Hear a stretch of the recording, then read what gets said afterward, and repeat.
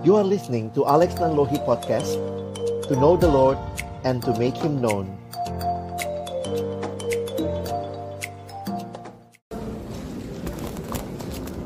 Mari semua tunduk kepala, kita berdoa sebelum membaca merenungkan firman-Nya.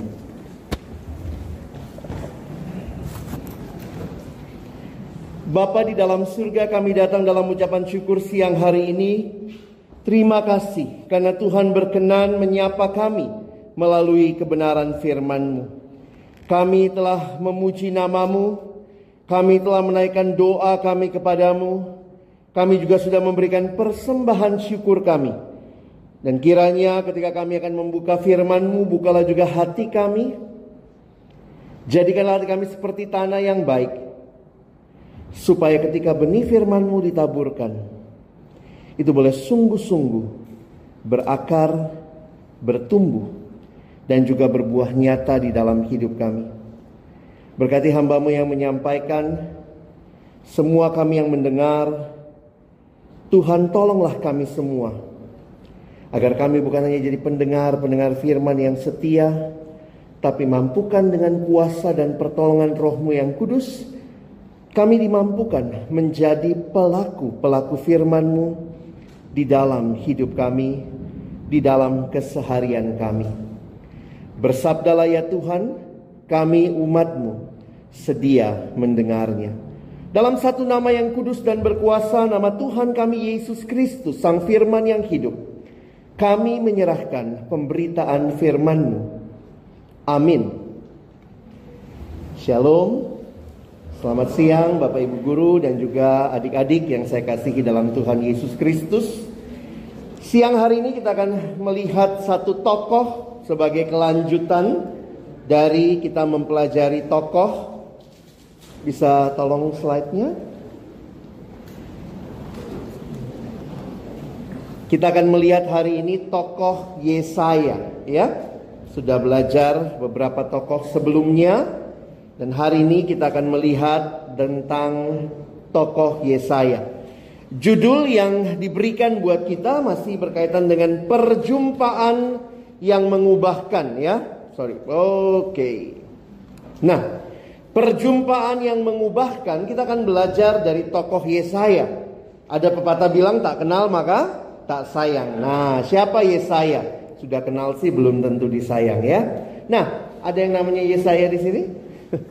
Atau mungkin nama keduanya, nama ketiganya. Yesaya artinya keselamatan dari Allah. Dia anak dari Amos, nama bapaknya muncul di beberapa bagian, Yesaya bin Amos. Dan istrinya adalah juga seorang nabi, karena perempuan namanya Nabiah. Itu ada di Yesaya 8 ayat yang ketiga. Nah, apa yang menarik dari hidup Yesaya kita perhatikan sebentar, ya. Lihat di Yesaya 1 ayat 1. Yesaya salah satu kitab yang paling panjang di Perjanjian Lama, karena itu biasa disebut sebagai kitab nabi-nabi besar. Ya, besarnya bukan diukur dari badannya, tapi biasanya dari panjang tulisannya. Yesaya 1 ayat 1, penglihatan yang telah dilihat Yesaya bin Amos, jadi papanya Amos, ya, tentang Yehuda dan Yerusalem dalam zaman, nah ini muncul nama raja, siapa aja? Uzia, Yotam, Ahaz, dan Hizkia. Jadi dia melayani di masa 4 raja ini, teman-teman, ya. Ini adalah raja-raja Yehuda. Karena itu Kak Alex tulis di sebelah kanannya, Nabi Yesaya berasal dari keluarga bangsawan di Yerusalem. Ia lahir pada tahun 765 sebelum Masehi. Ia menjadi penasehat para raja di Yehuda, di kerajaan Yehuda. Lihat nama raja-rajanya, ya. Dia dipanggil menjadi nabi pada tahun kira-kira 740 sebelum Masehi dalam usia kurang lebih 25 tahun. Jadi ini adalah orang muda juga, ya. Dan ia berkarya selama kurang lebih 40 tahun. Dan dia berkarya di antara orang Israel.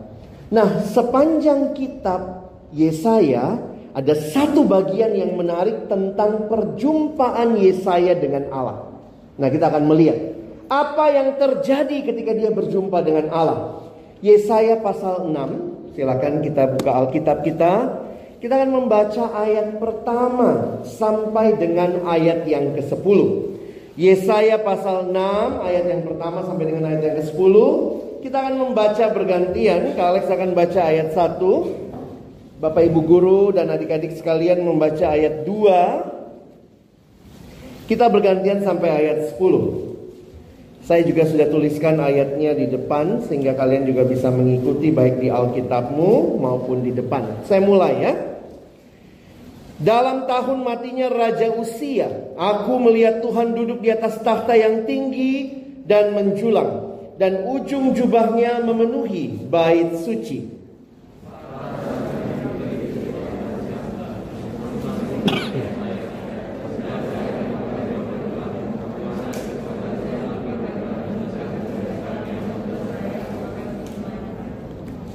Dan mereka berseru seorang kepada seorang, katanya, Kudus, kudus, kuduslah Tuhan semesta alam.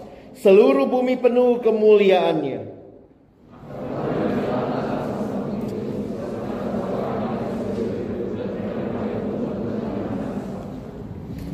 Lalu kataku, celakalah aku binasa.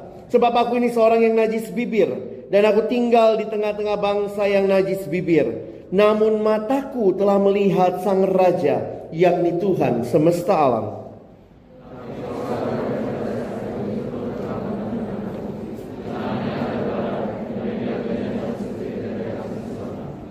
Ia menyentuhkannya kepada mulutku serta berkata, lihat, ini telah menyentuh bibirmu, maka kesalahanmu telah dihapus dan dosamu telah diampuni.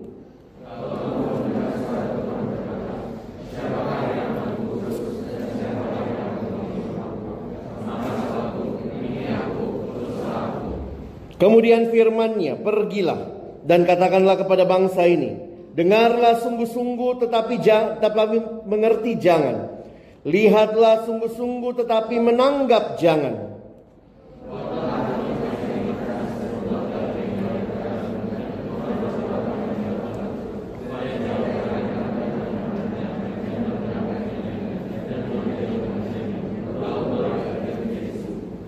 Sedemikian jauh pembacaan Alkitab. Berbahagialah kita yang bukan hanya membacanya, tapi merenungkannya, melakukan dalam hidup kita, dan bahkan membagikannya.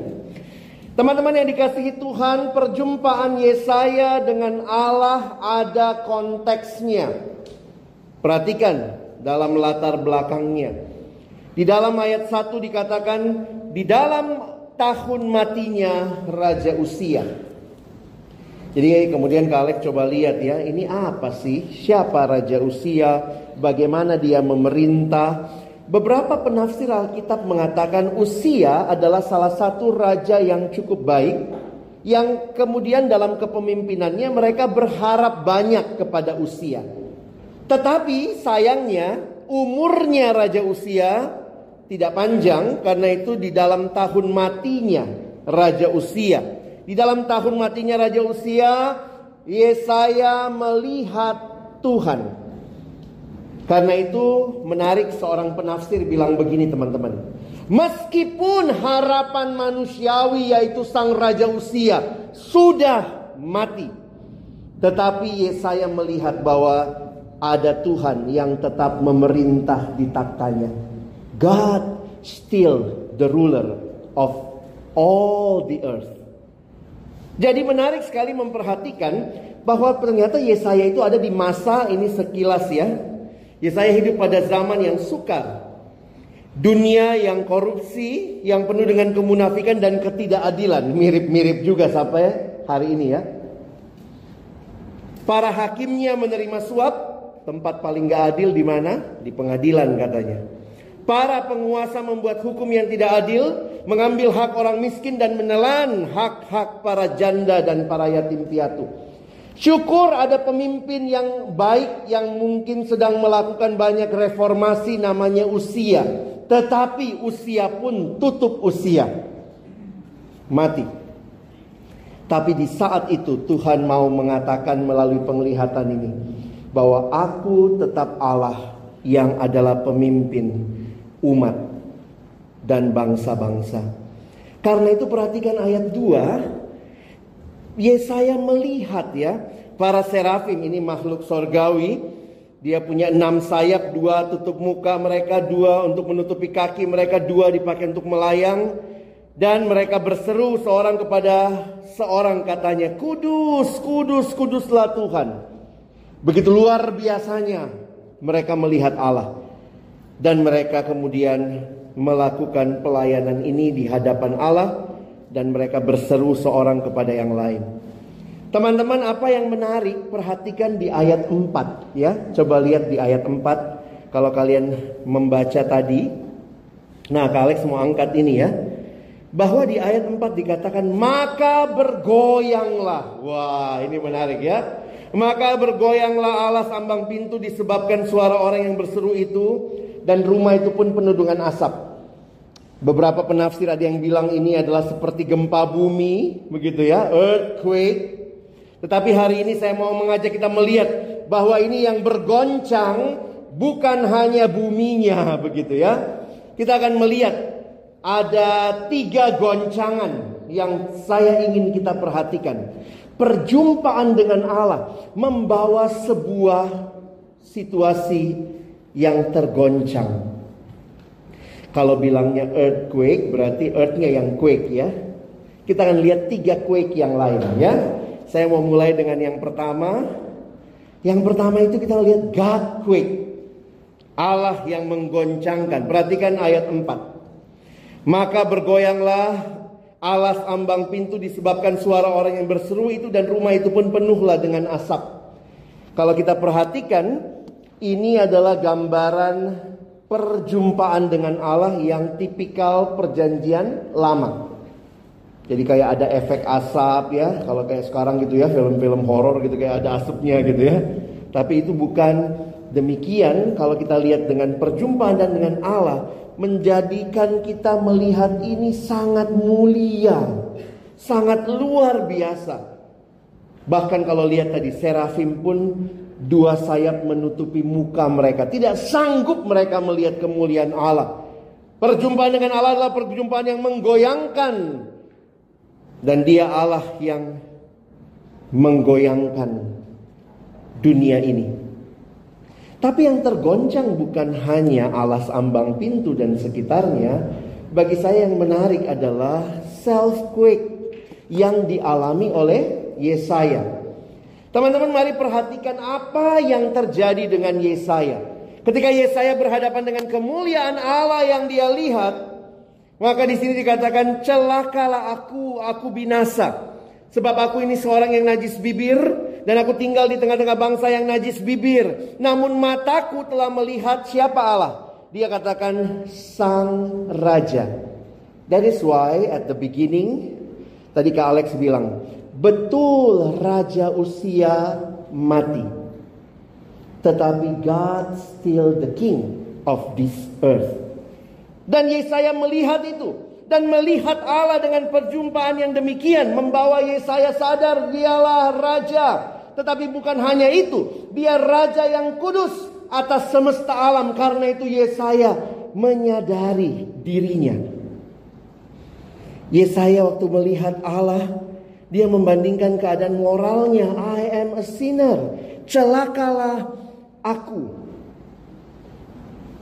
Beberapa tokoh di Alkitab berjumpa dengan Allah juga langsung punya pemahaman kekudusan dan keberdosaan. Celakalah aku. Tetapi tidak hanya berhenti sampai di situ. Tuhan bertindak melalui apa?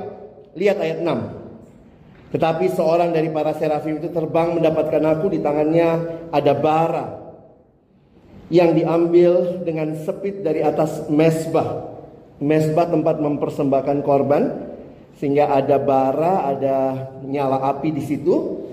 Ia menyentuhkannya kepada mulutku serta berkata, lihat, ini telah menyentuh bibirmu, maka kesalahanmu telah dihapus dan dosamu telah diampuni. Seorang pelukis mencoba menggambarkan peristiwa itu. Allah yang sadar bahwa Yesaya adalah orang berdosa, Allah yang juga mengampuni dia melalui tindakan simbolik ini yang dilakukan oleh serafim.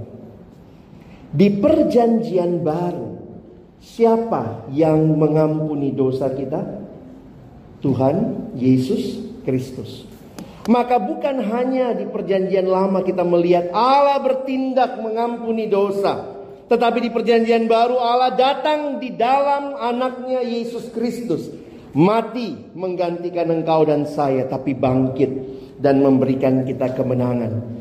Jadi perhatikan, perjumpaan dengan Allah membawa hidup yang dibaharui, membawa pertobatan. Tapi perhatikan, tidak berhenti sampai di situ. What next? Kadang-kadang banyak orang bicara ketemu sama Tuhan, berjumpa dengan Tuhan, it's all about me, myself, me, my family. But this is not what happened with Isaiah. Lihat ayat 8 ya. Lalu aku mendengar suara Tuhan berkata, Tuhan mengutus Yesaya.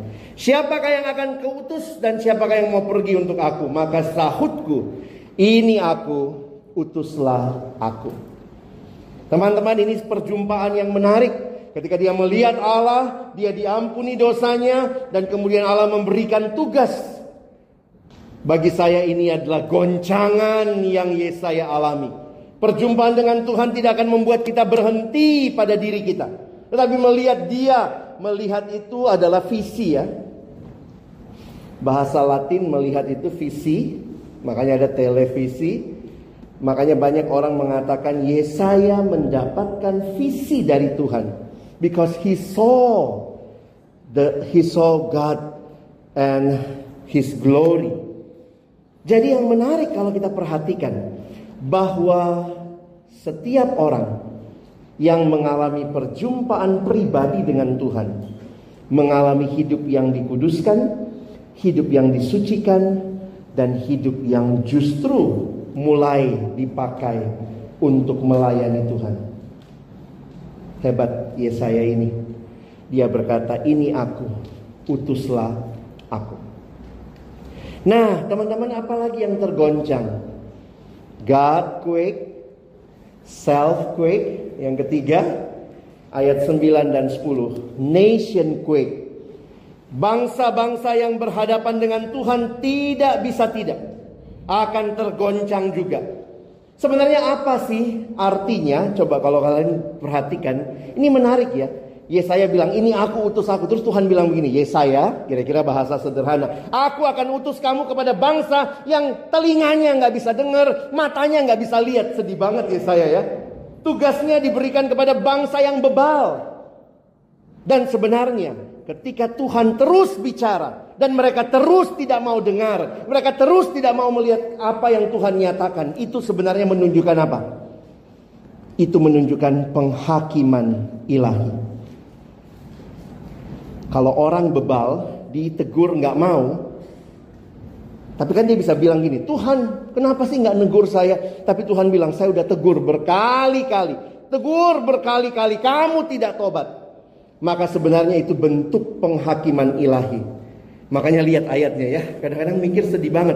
Buatlah hati bangsa ini keras, dan buatlah telinganya berat mendengar, dan buatlah matanya melekat tertutup, supaya jangan mereka melihat dan dengan matanya dan mendengar dengan telinganya dan mengerti dengan hatinya, lalu berbalik dan menjadi sembuh.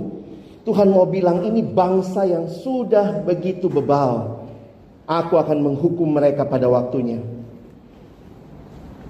Siapa yang dipakai memberitakan berita ini? Yesaya. Ya, Yesaya ini tugasnya nggak mudah ya. Tugas Yesaya membawa berita damai bagi yang mau bertobat, tetapi berita penghukuman bagi yang tidak mau bertobat. The choice is yours. Makanya buat kita yang sudah kenal Tuhan, perjumpaan dengan Tuhan ini membawa kita untuk hidup bagi Dia. Teman-teman, sebagai aplikasi yang Kak Alex ingin kita pelajari hari ini ya, saya melihat Allah memberikan visi kepada Yesaya. Dan saya percaya Allah juga memberikan visi kepada engkau dan saya di generasi ini. Visi Allah adalah visi kemuliaan, yang di dalamnya kita bisa melihat kemuliaan Allah dan membawa berkat bagi sesama. Orang yang mengerti visi Allah tidak akan hidup bagi dirinya sendiri. Kalau orang hidup bagi dirinya sendiri, itulah dosa sebenarnya. How do you spell sin? How do you spell sin? S-I-N. Ada yang bilang, what is sin? Sin is actually the I in the center. That is sin. The I in the center. Aku yang paling utama. Orang di dalam dosa itu titiriri, teman-teman ya. Mati-matian untuk diri sendiri. But when God came into your life, you saw His glory. Kamu lihat visi Allah, then you will never be the same. Now you live for Him, you live for His glory, and be a blessing to many others. Itulah ciri orang yang mengalami kemuliaan Allah, melihat kemuliaan Allah. Bersyukur di sekolah ini kalian dididik bukan hanya ilmu, tapi diperkenalkan siapa Tuhan dan Juru Selamatmu, yang mengubah hidupmu, menyucikan dosamu, sehingga ceritamu bukan sekedar ceritamu. Di Alkitab banyak individual stories. Ceritanya Nuh, ceritanya Adam, ceritanya Abraham. Kamu bisa tambahkan cerita dirimu. But in God's perspective, this is not only about your story. This is God's story. Orang yang melihat kemuliaan Allah, sadar dia tidak lagi hidup bagi dirinya, tapi dia hidup bagi Allah. So how you know about history? Actually, what is history? History is actually His story. Dan waktu engkau dididik saat ini, kamu dibangun, dibentuk. Pertanyaan ke Alex sebagai penutup. Apakah engkau menyadari persiapan yang telah dan sedang Tuhan kerjakan dalam hidupmu sampai saat ini? Di sekolah ini saya harap bukan cuma Yesaya yang dikhotbahkan ketemu Tuhan, tetapi semua adik-adikku di sini, kalian ketemu siapa Tuhan sebagai Tuhan dan Juru Selamatmu. Kamu kenal Allah. Kamu melihat visi Allah bagi hidupmu. Kamu lihat kemampuan yang Tuhan berikan. Nah, indah ya. Tuhan punya visi, Tuhan kasih kamu kemampuan. Maka ke depan orang yang berjumpa dengan Tuhan, studinya nggak sembarangan. Kamu memilih jurusan yang tepat. Kamu punya visi. Saya ketemu satu anak. Memang ini masa-masa pandemi. Dalam masa pandemi banyak keluarganya yang kena penyakit COVID, beberapa meninggal. Dan akhirnya dia bilang, "Kak, saya berpikir untuk jadi dokter." Oke, puji Tuhan. Saya bilang, "Apa visimu jadi dokter?" "Supaya saya juga bisa menolong orang-orang." "Oh, bukan cuma jadi dokter supaya kaya ya." Kalau jadi dokter supaya kaya itu titiriri lagi ya, mati-matian buat diri sendiri. Tapi dia bisa melihat visi Allah. Seorang anak mengatakan, "Saya mau jadi ahli hukum." Dan dia masuk jurusan hukum. Dia mengkaitkan setiap cita-cita masa depannya, karena dia sudah berjumpa dengan Tuhan. This is not only about my choice, but I have seen God's vision, and now I will live for His glory and be a blessing to others. Ingatlah, kita bukan hanya menghidupi kisah kita. Kalau kamu sudah berjumpa dengan Tuhan, you are living out God's story in your life. Kiranya teladan Yesaya menjadi juga pengalaman iman kita yang sudah berjumpa Tuhan. Amin. Mari berdoa. Kami cuma hidup satu kali ya Tuhan. Dan dalam hidup yang cuma satu kali itu, biarlah kami menghidupi visi-Mu ya Allah. Visi kerajaan-Mu, visi kemuliaan-Mu, visi membawa berita itu kepada semua bangsa. Dan karena itulah rencana cita-cita masa depan kami, biarlah kami menatanya di dalam visi yang daripada Tuhan. Kami sungguh berdoa agar masa depan kami, biarlah masa depan yang di dalamnya Tuhan dimuliakan, orang lain diberkati, kami juga mendapatkan pemenuhan kehidupan. Sehingga bukan hanya visi bagi kemakmuran kami, kekayaan kami, diri kami dan diri kami lagi, tetapi bagi Allah, bagi kerajaan-Mu, menjadi berkat bagi sesama.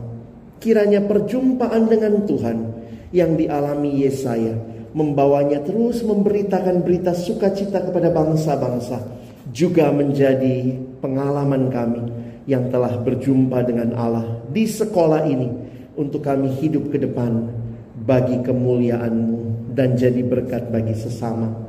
Tolong kami bukan cuma jadi pendengar firman yang setia, mampukan kami jadi pelaku-pelaku firman-Mu. Di dalam nama Tuhan Yesus kami bersyukur, kami berdoa.